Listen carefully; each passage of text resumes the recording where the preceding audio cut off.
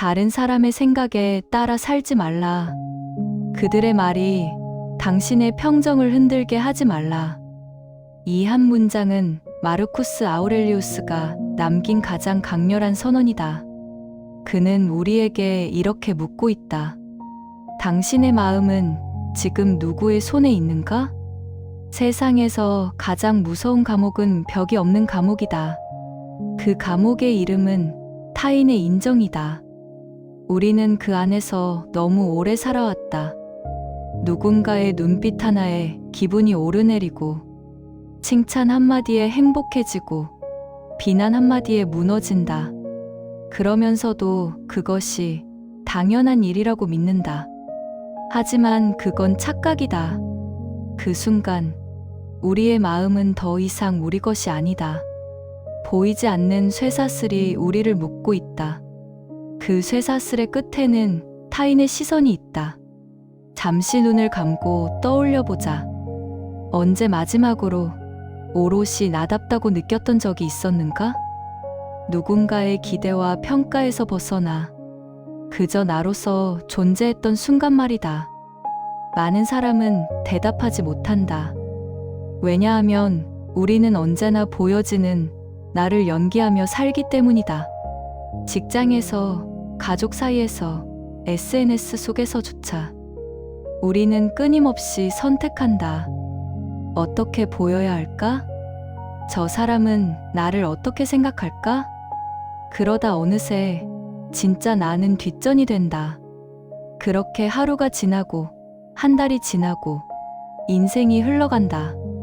남들이 만든 기준 속에서 살다가 문득 거울을 보며 묻게 된다. 나는 누구였을까? 아우렐리우스는 그런 인간의 모습을 일찍이 꿰뚫었다. 그는 로마 제국의 황제였다. 모두가 그를 바라봤고 수많은 사람들이 그의 행동을 평가했다. 그야말로 세상에서 가장 많이 관찰당한 인간이었다. 그런 그가 남긴 말이 있다. 그들의 말은 바람일 뿐이다. 바람이 나를 흔들 수는 없다. 그는 외부의 소리에 흔들리지 않았다. 찬양에도 비난에도 마음을 빼앗기지 않았다. 왜냐하면 그는 이미 깨달았기 때문이다. 인정은 결코 영혼의 양식이 아니란 걸. 그것은 달콤하지만 결국 중독이 되는 독이다. 그는 말했다. 타인의 인정을 바라는 순간 당신은 그들의 노예가 된다. 그 문장은 무겁지만 동시에 해방의 문이기도 하다.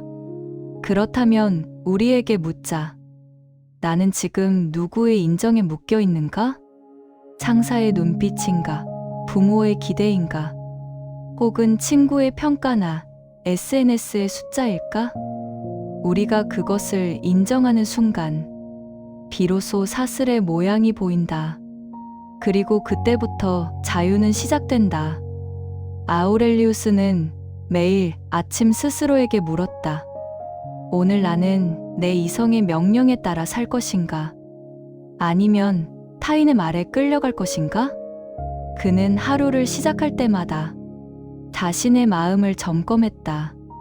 그는 스스로의 감독자이자 친구였다. 그가 택한 삶의 자세는 내면의 청소였다. 그는 매일 저녁 자신에게 물었다. 오늘 나는 감정에 휘둘리지 않았는가? 남의 말에 상처받지 않았는가? 내가 옳다고 믿는 일을 행동으로 옮겼는가? 그는 그렇게 하루를 정리하며 마음의 먼지를 털어냈다.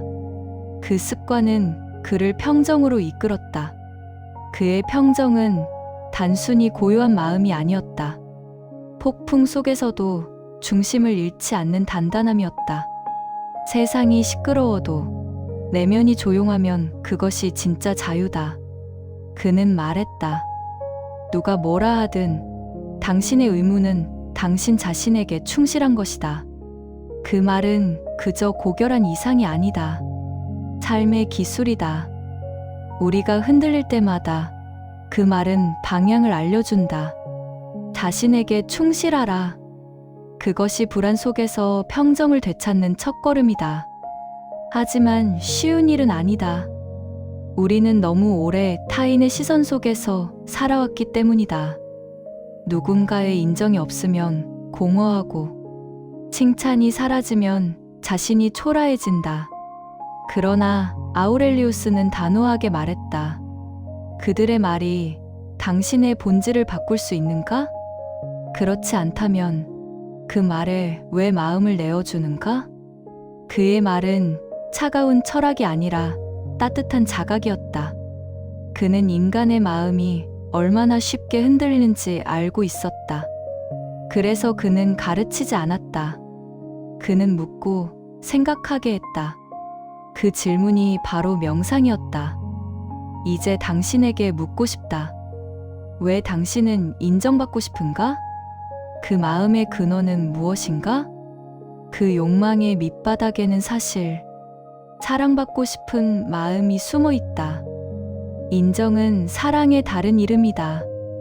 우리는 사랑받고 싶어서 잘하려 하고 사랑받고 싶어서 좋은 사람처럼 보이려 한다. 그러나 역설적이게도 그 욕망은 우리를 더 외롭게 만든다. 왜냐하면 그 사랑은 늘 타인의 손에 달려 있기 때문이다. 그 손이 닿지 않는 순간 우리는 공허해진다. 아우렐리우스는 그것을 꿰뚫었다. 그는 말했다. 행복은 내면의 평정에서 비롯된다. 그에게 행복은 결과가 아니라 훈련이었다. 그는 매일 명상하며 자신을 단련했다.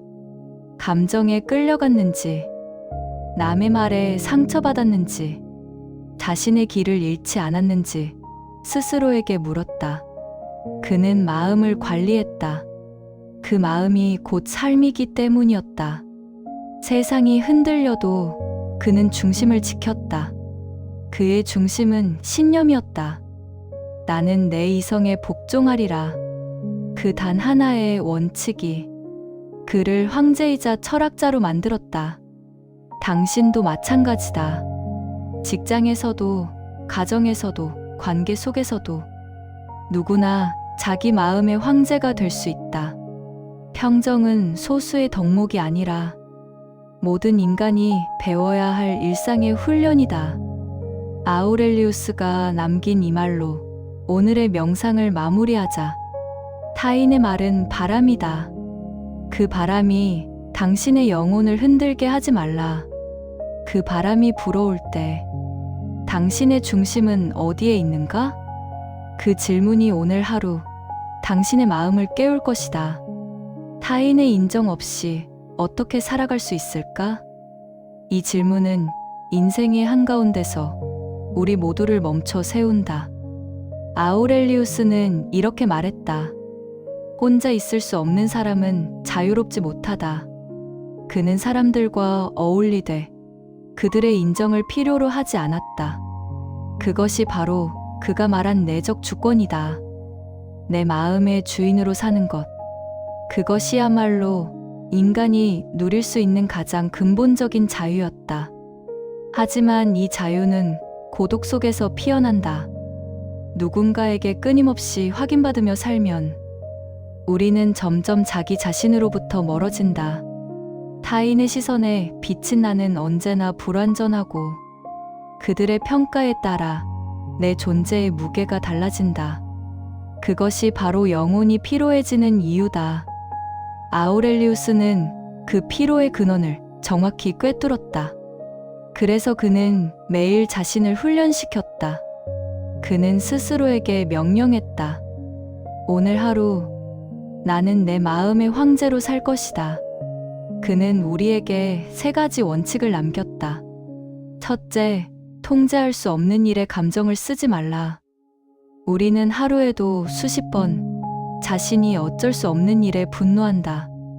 날씨, 타인의 말, 세상의 불공정함, 심지어 이미 지나가 버린 일에도 감정을 쏟아붓는다.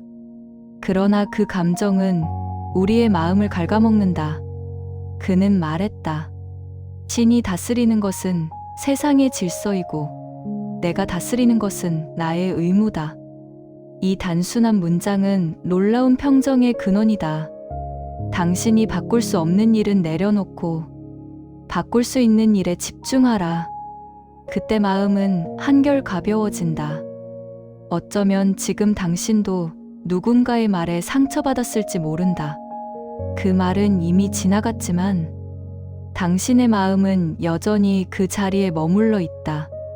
그럴 때 이렇게 속삭여보라. 그건 내가 통제할 수 없는 일이다. 그 한마디가 마음의 문을 연다. 둘째, 판단을 서두르지 말라. 우리는 너무 빨리 판단하고 너무 쉽게 단정한다. 한 사람의 말 한마디, 표정 하나로 마음을 닫는다. 하지만 대부분의 오해는 속도에서 시작된다. 아우렐리우스는 말한다.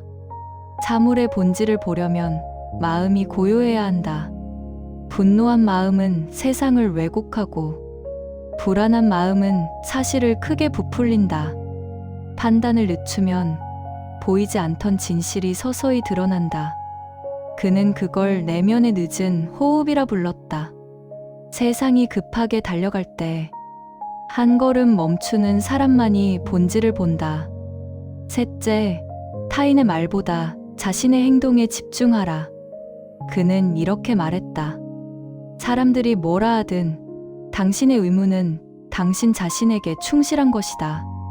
그는 황제였지만 자신을 늘 제자로 여겼다.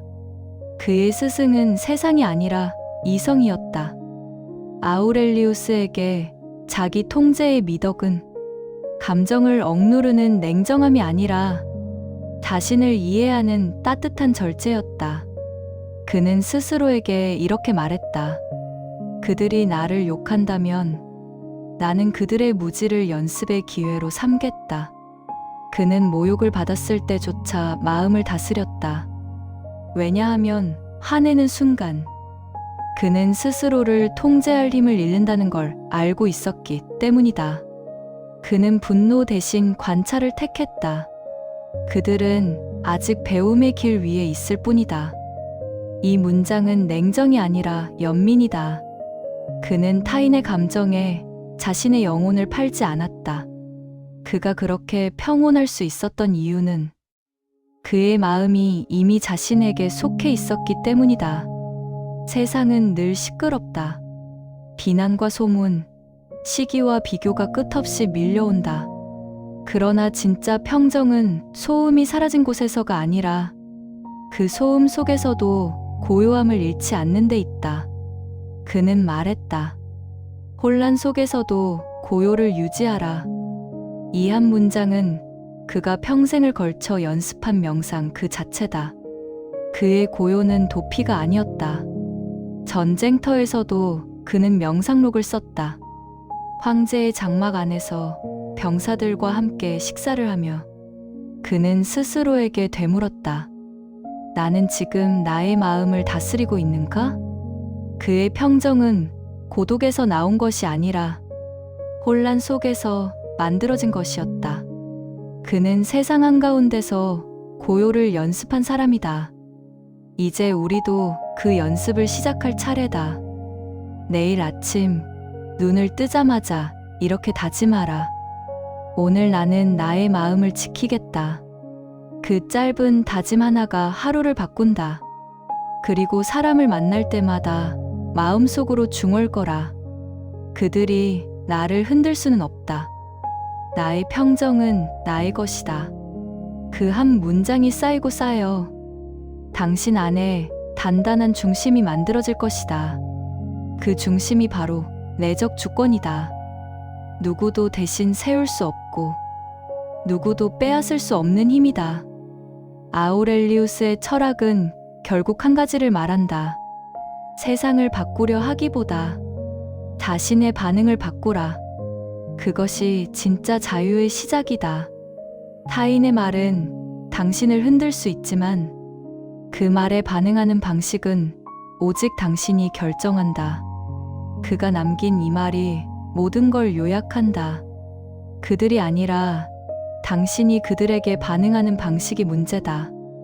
당신이 세상에 반응하지 않고 세상을 바라보는 태도를 선택하는 순간 그 순간 당신은 이미 자유인이다. 이제 조용히 숨을 들이쉬고 천천히 내쉬어보라. 마음속으로 이렇게 속삭여라. 나는 내 마음의 주인이다. 그 한 문장이 당신의 내면에서 울려 퍼질 때 당신은 이미 마르쿠스 아우렐리우스의 길 위에 서 있다. 그리고 그 길은 언제나 고요한 빛으로 이어져 있다. 우리는 하루에도 몇 번씩 흔들린다. 누군가의 말 한마디에, 눈빛 하나에, 또는 마음에 스치듯 지나간 비교의 그림자에 그때마다 우리 마음은 작게 요동친다. 나는 충분한가? 나는 괜찮은 사람인가? 이 질문이 반복될수록 우리의 평정은 조금씩 깨어진다. 마르쿠스 아우렐리우스는 이 흔들림의 본질을 꿰뚫어 보았다. 그는 말했다. 감정은 사라진다. 그러나 내가 선택한 태도는 남는다. 그 말은 감정을 없애라는 뜻이 아니다. 그는 감정을 억누르지 않았다. 그저 지켜보았다. 그는 분노할 때 그 분노를 바라보았다. 두려움이 올라올 때 그 두려움을 바라보았다. 그는 감정 위에 올라서서 중심을 잡았다. 감정은 바다의 파도와 같다. 파도를 없애려 하지 말고 그 위에서 균형을 잡으라. 그는 우리에게 묻는다. 지금 당신의 마음은 파도에 휩쓸리고 있는가? 아니면 그 위에 서 있는가? 잠시 눈을 감고 당신의 하루를 떠올려 보라. 누군가의 말이 당신의 마음을 흔들었는가? 그때 당신은 파도 속에서 중심을 잃지 않았는가?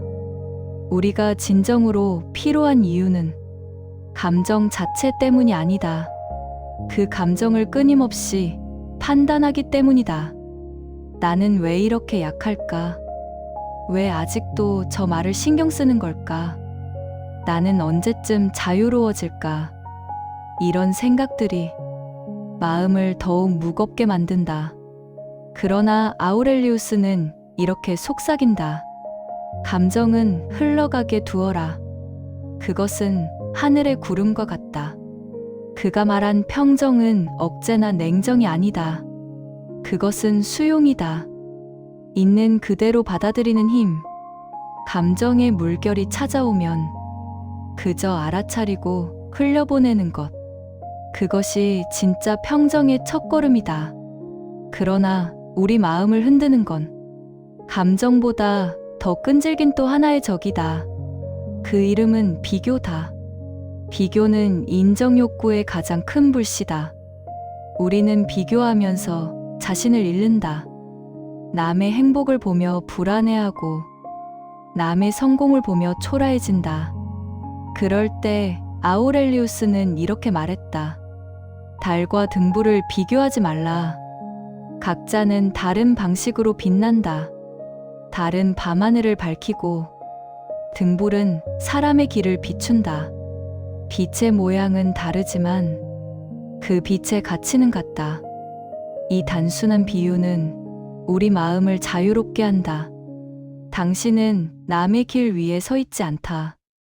당신만의 속도, 당신만의 계절, 당신만의 리듬이 있다. 비교의 순간, 우리는 타인의 인생을 대신 살아간다. 그러니 멈춰라. 비교를 멈추는 것은 곧 자신에게 돌아오는 일이다. 비교를 멈추면 마음은 조용해진다. 그리고 그 고요 속에서 감사가 피어난다. 아우렐리우스는 하루를 감사로 마무리했다. 그는 말했다. 오늘도 나는 나 자신으로 살 수 있었음에 감사한다. 그 문장은 그저 습관이 아니라 그의 내면을 단단히 지탱하는 기둥이었다. 감사는 마음의 방향을 바꾸는 힘이 있다. 감사할 줄 아는 사람은 흔들리지 않는다. 감사는 욕망을 잠재우고 비교를 멈추게 하며 우리 마음을 원점으로 돌려놓는다. 당신이 감사하는 순간 세상은 더 이상 싸워야 할 대상이 아니라 함께 숨 쉬는 공간이 된다. 감사할 수 있는 사람은 강하다. 왜냐하면 그는 이미 세상의 허상으로부터 한 걸음 물러서 있기 때문이다. 아우렐리우스는 관계 속에서도 이 철학을 실천했다. 사람들이 나를 이해하지 못한다면 그것은 그들의 문제일 뿐이다. 나는 나의 본성대로 살 뿐이다. 그는 미움 대신 연민을 택했다. 그는 분노 대신 이해를 택했다. 그가 선택한 건 언제나 평정이었다. 그는 말했다. 사랑하되 기대하지 말라. 도와주되 보답을 바라지 말라. 그것이 진정한 자유였다. 사랑이 반응에 묶이는 순간 그 사랑은 거래가 된다. 그러나 기대 없이 주는 사랑, 그것은 영혼의 고요한 힘이다. 그는 완벽한 사람이 아니었다. 그 역시 외로웠고 흔들렸고 슬펐다. 그러나 그는 그 감정들 위에서 늘 자신을 바라보는 눈을 잃지 않았다. 그 시선이 바로 평정의 시작이었다. 그는 이렇게 썼다. 넘어졌다면 다시 일어서라. 당신이 완벽하지 않다는 것은 신이 이미 알고 있는 일이다. 이 문장은 완벽주의에 시달리는 우리에게 가장 따뜻한 위로가 된다. 그는 완벽을 추구하지 않았다. 그는 다시 일어서는 연습을 했다. 오늘 흔들렸다면 내일 다시 중심으로 돌아오면 된다. 그것이 평정의 길이었다. 그는 말했다. 세상은 당신의 통제를 벗어나지만 당신의 마음은 오직 당신의 것이다. 그 말이 진리로 가슴에 박히는 순간 세상의 소음은 점점 작아진다. 그때 우리는 깨닫는다.